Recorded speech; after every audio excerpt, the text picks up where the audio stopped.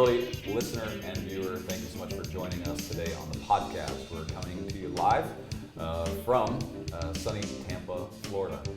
Every time that we do an event, we always take a day and do a lot of live interviews with our favorite guest, and today we've got a great guest that I'm excited to bring to you in just a second. Before we get into that, let me say a quick thank you to our podcast sponsor. They make all this possible. And this podcast is brought to you by Ashcroft Capital. Ashcroft Capital is a multifamily investment firm. They target value-add Class B apartments in the Sunbelt markets and partner with accredited investors. You can visit ashcroftcapital.com/Travis to learn more if you're in the multifamily space.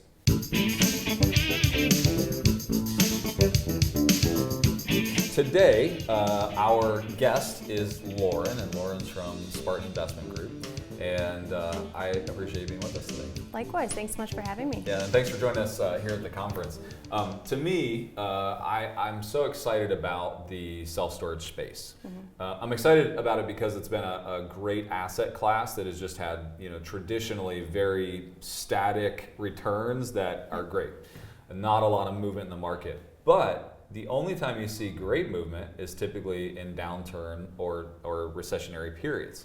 People move out of their house, what do they do with their stuff? They got to go put it in self-storage. Right. And so I'm excited to talk to you about it today because I think it's so timely. So if you don't mind, give us just a brief overview of Spartan and then what you do for Spartan. Sure thing. So Spartan Investment Group is a vertically integrated self-storage investment firm. We bring in limited partners to invest alongside of us passively in these self-storage offerings, for a lower minimum than going out and just buying your own facility. So Sure.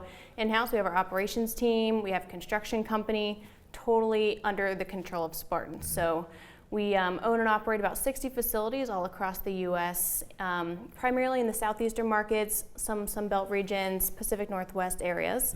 And at Spartan, I am the investor relations manager, and I'm on the capital raising side, helping the investors with any education or capital needs they would need help with. Sure. So if somebody's interested in getting into it, they're going to talk to you directly. Exactly. Very cool. Awesome. So talk to me a little bit about the self-storage marketplace. From everything I've seen, and I've only been a passive investor in one. I've never actually done it myself, but I have been an LP and passively invested. Everything I've seen is it's a very static, strong, it's when other markets are undulating and moving up and down, it seems like self-storage just stays pretty even keel. Is that accurate? That is accurate. Yep. Self-storage is based on life events. So that could be economic upturns or downturns, moving, relocation, job change, downsizing, businesses closing, unfortunate situations like that. So absolutely, it's done really well. We saw over 12% rent growth during the COVID 2020-2021 period, Wow. which was insane. So yeah, it does pretty well. Pretty good. Yeah. And then talk to me about the actual asset. So what does it typically take to purchase one? Are you buying them distressed and then you're kind of rehabbing them and then making them perform? Talk to me about the process. Sure. Yep. So we are typically buying distressed mom and pop facilities in secondary and tertiary markets outside of high growth areas like Denver, Dallas, Atlanta, places like that. They are usually pretty distressed. The rental rates are usually way under market value, and sometimes there's not even a website for the facility. So it's going in, adding all the marketing, branding, repurposing the facility to bring it up to our operational standards. The biggest value add is if we can add additional units. If there is a property or a parcel of land or an extra parking lot that's not being utilized properly, we'll go in and add new units and increase the rental rates, add ancillary streams of revenue, and go from there. So very good. I've got a quick story for you. So I have a place in North Georgia. I live in Atlanta, and I feel like you guys need to buy this place, okay? Because the guy that runs it still has, and it's a garage facility, but I put my boat in it, right? And the guy that runs it goes out and changes the lock on the gate periodically, and everybody has a key. And then every single time somebody changes, he changes the lock. Then you have to go knock on this guy's house for him to give you your new key or let you in. But if he's not home, you're stuck and your boat's in there. Yeah. So yeah, I feel like you guys should take it over. I feel like it would be more efficient. Yeah, we would definitely automate that. Very cool. So what are your typical rates of return on these? I mean, for a passive investor? Sure. So, our general rule of thumb is we would love to about double your money in 5 years. So we hold our projects for about a 5-year average time frame.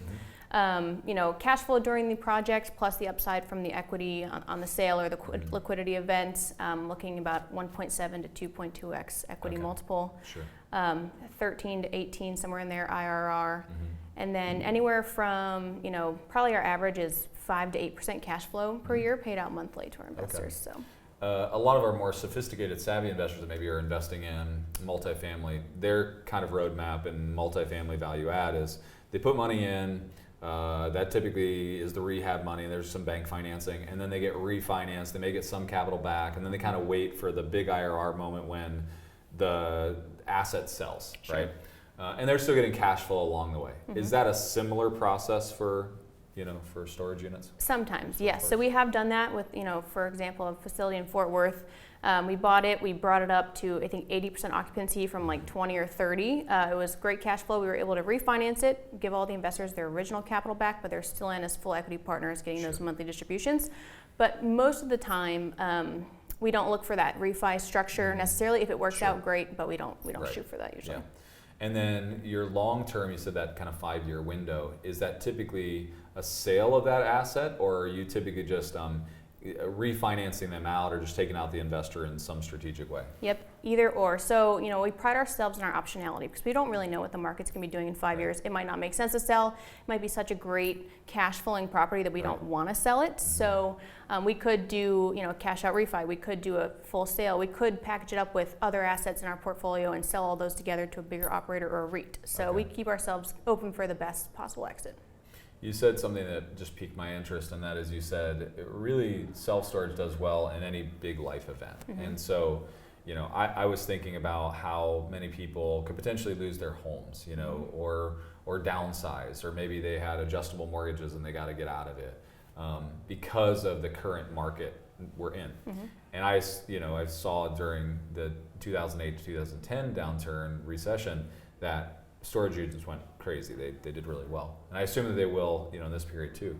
But then, right on the heels of that, if there's a big, if there's a time where people are beginning to then buy again or purchase up, then it happens again. It's like an ongoing cycle. It is, yes. And all that stuff they're purchasing, chances are their garage is already filled up. They need somewhere to put it, So. Yeah, very good. Yeah. Awesome. Well, what should a investor who's never invested in storage units, what should they know? What should they consider? What are the general questions you get from somebody who's never done this before? Sure. Yeah, we get a lot of questions about the markets. Which markets are you focusing on? Why the secondary and tertiary? Which the reason is we don't want the REIT presence. We want to be in our little suburban community outside of the REITs with the dynamic pricing where they can slash them in half any day and then take all your customers away kind of thing. So why the markets, what kind of cash flow does storage bring? When we are buying these facilities, they usually are cash flow day one, while they're cash flowing, they're not up to our standards. The rates are way under rent. So cash flow, they ask, when does it start? Usually about 3 to 6 months after the project begins. They'll ask about the tax advantages, and we can take bonus depreciation through cost segregation studies on storage, just as in multifamily or something else like that, which is great. But other than that, those are kind of the general questions. People who have really looked into investing in real estate, it's not too different from anything else. It's just kind of what your preference is and what kind of asset you like. Yeah, that's great. Great diversification strategy. So they're already in multi or already in single. Exactly. Especially if they're investing maybe out of their self-directed IRA or something like that. It's just a great way to diversify in a great asset class.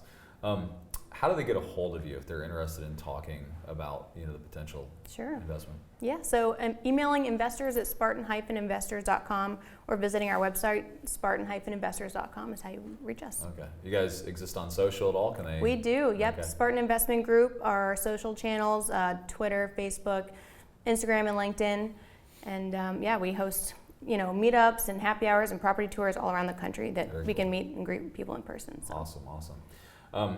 Last question here, minimum investments. So I know a lot of times when somebody's jumping into a new asset class, they kind of like tiptoe in.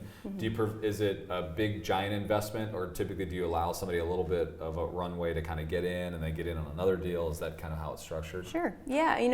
Our minimum is $50,000, so less than some others, and then we'll allow reinvestments of $1,000 increments after that. If people wanted to start with 50 and kind of go up from there, especially with our fund model, it makes it easy to reinvest. Really reasonable. Yeah, that's great.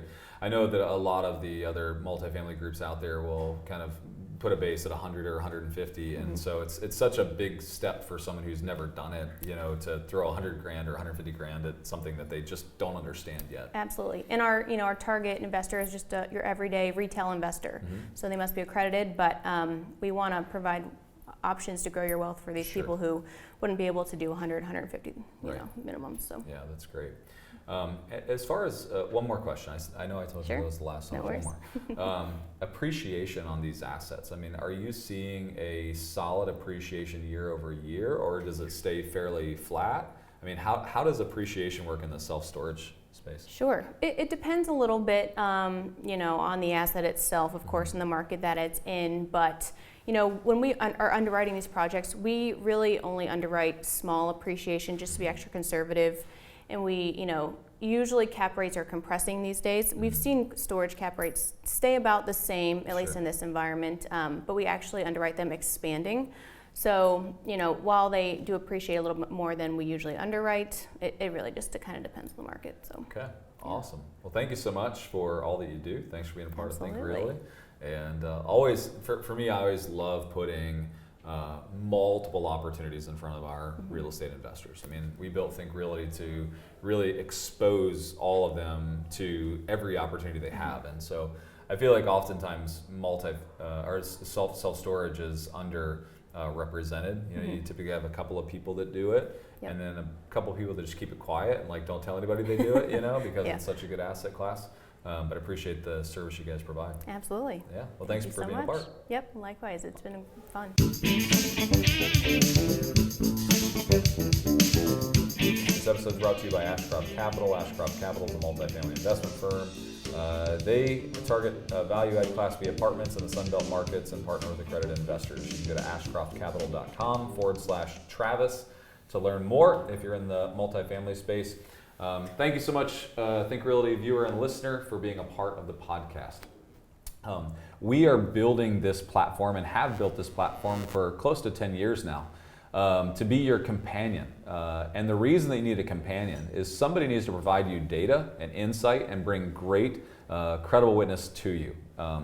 These markets change. What you do in real estate today will most likely not be what you do in 5 years. And that's important, because if you don't have data-driven decisions, you're going to make mistakes, and that's why we exist. We want to bring you information and great people to make sure that you're looking at everything you're doing and making the right choice. Opportunities like self-storage and others, we want you to take a look at, and there's a lot of information on our site about those things. So thank you so much for being a part. If you're not already following us on Instagram or Facebook or LinkedIn, make sure you follow us and get in the conversation with us. We want to hear your feedback on the podcast and the guests. We want to hear your thoughts on it. And we also want to hear what you want to hear more of so that we can support you in your investing journey. Good luck in the days ahead, and let us know how we can serve you better. And good luck on your way, and happy investing.